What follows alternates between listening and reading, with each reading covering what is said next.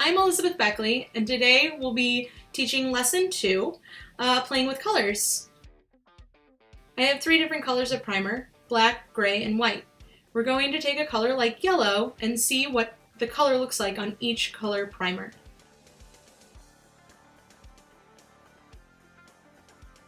I have black and white Badger Airbrush Primer. I just mixed the two together to get my gray primer.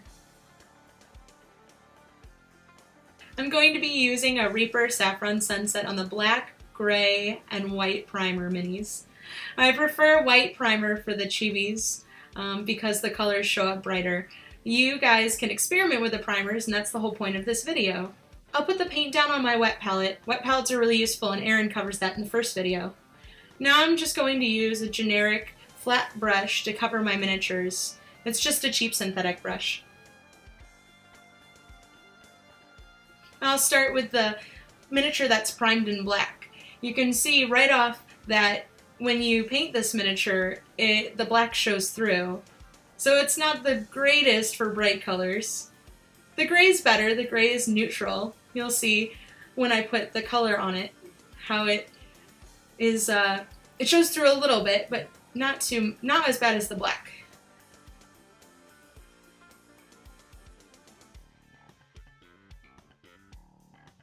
And last but not least, we're going to prime the white miniature, which is what I prefer for chibis. It really helps make those colors pop. You can see that here. Shows the best color. So you can see that the black primer makes the yellow look more green, and it's going to take more to cover as opposed to the white primer, which automatically shows the yellow. The black will take several coats to show something like yellow, which is very transparent. The gray, not so much. I prefer gray primer when I paint. But again, experiment. Here they have a second layer of paint. I want to explain that the black primer is really great for a muted paint palette, as opposed to the white that really makes those colors pop, as I keep saying. Now that we've covered primers, we're going to take a look at using colors on your highlights and shadows. Here you can see I have 2 cloaks base coated with the black red from Vallejo. I'm going to use a Nightmare Black on one of the cloaks and a Thamar Black on the other. I'm going to show you the differences in using a straight black in your shadows versus a cooler color like blue or green, and how much it makes the colors pop. On the first cloak, we're going to use Nightmare Black. I'm using layers here. We'll learn about that in the next video. You can see that I'm putting down multiple layers so I deepen my shadows. It's really neat to use different colors and to try different colors because the blue, and I'll illustrate with the black later, the blue helps your colors, helps your shadows really, it deepens them. It's a great technique. It doesn't flatten the model out. You can see that here as I start to really get some blue in the shadows. Now that we've got some layers on there, you can really start to see those shadows. I want to touch a little bit on warm and cool colors and contrasting colors. You can see that I've got that red base coat and I'm using the blue in my shadows. The same can be said if you say, for example, you have a green cloak, you might want to try some dark red in the shadows. And you guys can really start to see the difference it makes on the model. It doesn't flatten it out like black will. Now you can really see the difference here putting in my shadows, and we'll move on to the next cloak that has black shadows. Now we're going to paint black on the other cloak. I want to talk some more about the contrasting colors and using colors in your shadows. I really want you guys to practice this. It's a great technique. It makes your miniatures really vibrant. I'm not saying that you shouldn't use black to paint in your shadows. That's certainly something you can do if you want a muted color palette. But you can see here the difference between the two. The one on the left has the blue shadows and the one on the right has the black. So you can really see again how those blue shadows just really deepen that cloak. And on the black, it really flattens it out and gives you a muted color palette. Now we're going to paint our highlights. We're going to continue using colors. We're going to use a rosy skin on the cloak with the blue shadows, and then white on the cloak with the black shadows. So I'm going to start off, this is the cloak with the blue shadows. I'm going to start by doing, again, thin layers of that rosy skin shadow. I really like to use a rosy skin shadow or a skin color on red to bring up red, because it doesn't make red turn pink like white will, and we'll demonstrate this on the next cloak. It's great, like I said, for bringing up your red. If I had a blue cloak, I might bring it up with some really light pink for the highlights, or I might even use a little green. Like I said, guys, you just want to experiment. This is all about experimentation. Keep in mind, it works really well when you use contrast colors like blue and then the red on top of it for highlights, and vice versa, and like green, you know, and yellows to highlight up. So just keep that in mind. So you can see now, after a couple of layers of the rosy skin, how much it brings up those highlights without turning the cloak a pink or really flattening out that highlight. So now we move on to the cloak with the white highlights. Again, I'm working in layers. I want to kind of explain to you guys that with my highlights, I'm trying to hit the top of the folds, as opposed to my shadows. I was putting my shadows into the deep recesses of the cloak. So you can see, again, that I'm touching the top of the cloak for the highlights. You can really see how the white just flattens everything out and kind of makes the red look a little pink.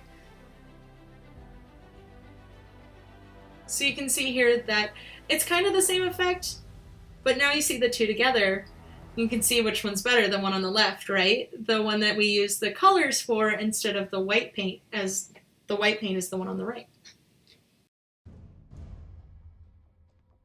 All right, now I'm going to show you a couple of my painted examples to give you guys an idea of the warm and cool contrasts and how I use it in my painting.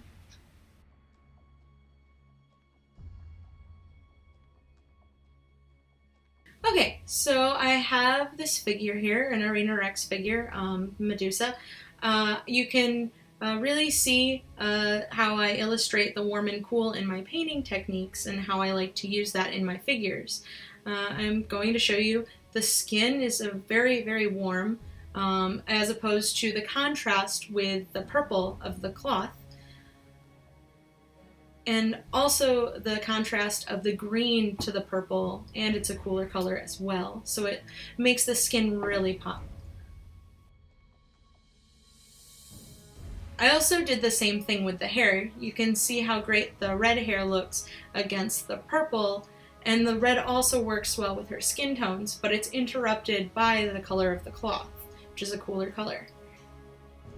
So just to reiterate, the warm skin, the cool cloth, the warm gold of the metal, and the headdress is a darker green, so it's a cooler color. I also did the same thing on the shield, where you can see it's the warm gold color, and then the inside is a cooler white and grays.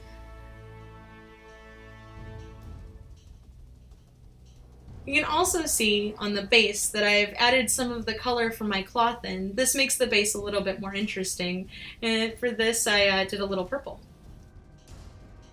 Here's another example. With this one, I really wanted to show the difference between the good versus the bad, and I used colors to drive home the point of this, this model.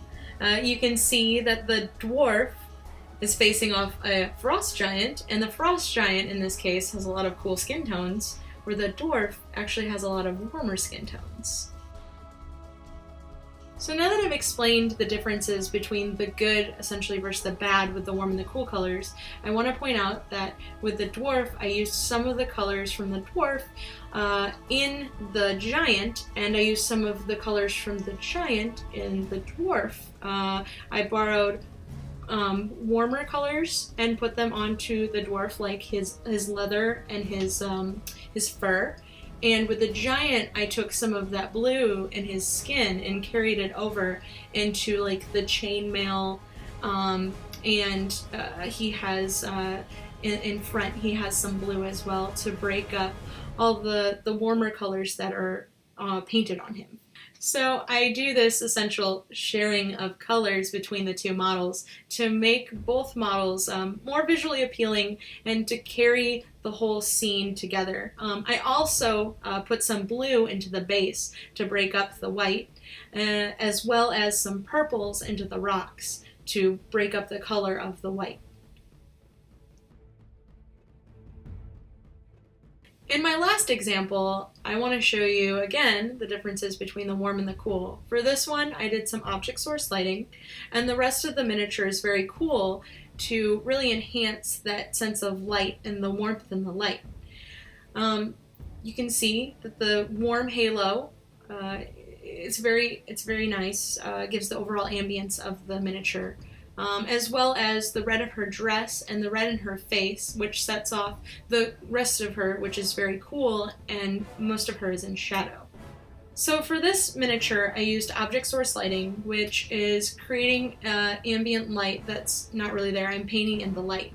You can really see this with this figure. I'm painting the warmer yellows on half of the miniature, as opposed to on the other side to make her look like she's in shadow, cooler. It's also a great contrasting warm and cool blue and yellow.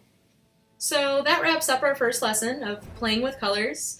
I want you guys to go out and practice kind of those colors and think about the use of color in your miniatures and just have some fun. Thanks for watching and see you next time.